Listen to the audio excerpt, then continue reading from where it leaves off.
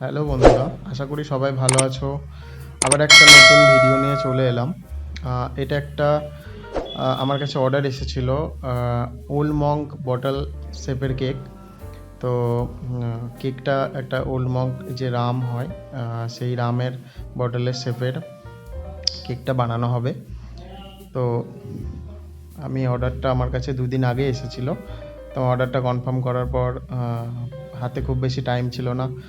তো কেকটা রেডিও করতে হতো, স্পঞ্জ রেডি করতে হতো, তারপরে ওল্ড মঙ্কের যে লোগোটা হয় সেটা প্রিন্ট আউট করে নিয়ে আসতে হতো।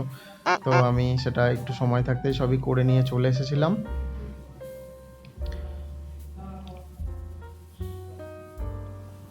তো এটা একটা চকলেট ফ্লেভারের কেক ছিল। তো আমাকে কাস্টমার বলেছিল একটু ছোটোর মধ্যেই কেকটা বানিয়ে দিতে।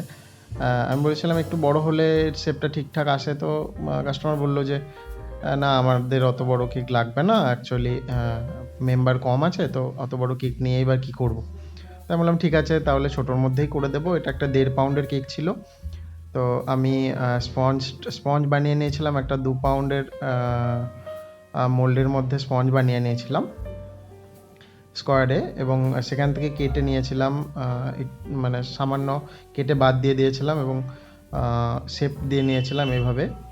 একটা রেক্ট্যাঙ্গুলার শেপ দিয়ে নিয়েছিলাম, আর মাথার দুদিকটা কেটে নিয়েছিলাম। ওটার আমি ভিডিওতে দিইনি। আমি কেক জোড়া থেকে ফ্রস্টিং করা থেকে সব কিছুই ভিডিওতে দিয়েছি। বাকি সব কিছু তোমরা দেখে নিতে পারো সেগুলো।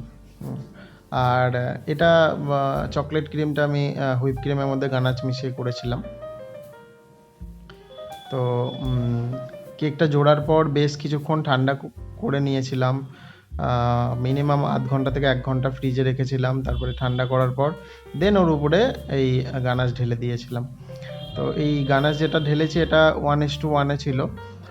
মানে একটু পোরিং কনসিস্টেন্সি ছিল, যেটা ঢালতে সুবিধা হয়। হ্যাঁ, তো তোমরাও বানালে এইভাবেই করবে। আর কেকটা যেহেতু একটু লম্বাই হবে, তো আমি সেক্ষেত্রে একটা বেস, দুটো 2 পাউন্ডের বেস আমি দুটো জুড়ে নিয়েছিলাম একটু বড় করে।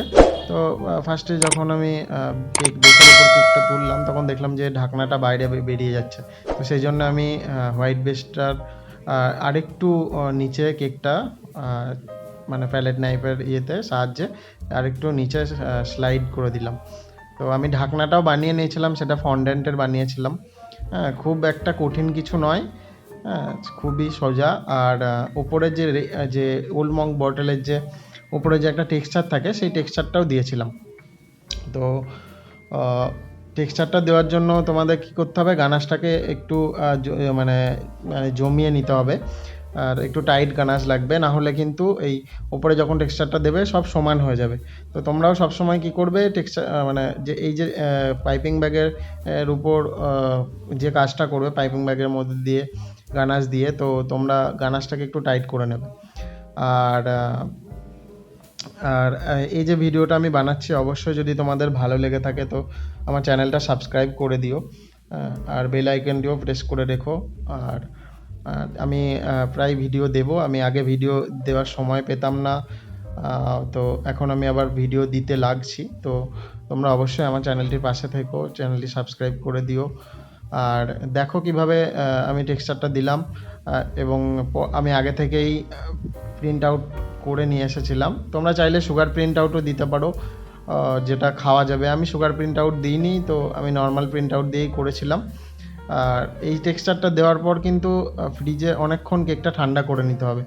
হ্যাঁ, না হলে কিন্তু এই সমান হয়ে যাবে, ওই যে টেক্সচার যেটা উপর থেকে দেখা যাচ্ছে সেটা দেখা যাবে না। তো তোমরাও ভালো করে বেশ ঠান্ডা করে নেবে কেকটা। আর কেকটা আমার বেশি দূরে ডেলিভারিও ছিল না, তো কাস্টমার অনেক দূর নিয়ে যাবে, তো সেক্ষেত্রে কেকটা আমাকে অনেকক্ষণ ঠান্ডা করে দিতেই হতো। আমি সেই জন্য কেকটাকে বেশ ঠিকমতো ঠান্ডা করে তারপরেই কাস্টমারের হাতে দিয়েছি কেকটা। তো দেখো এবার কিভাবে ওর উপরে আমি স্টিকারটা লাগাচ্ছি, লোগোটা। তো এইভাবে লোগোটা লাগিয়ে দিলাম।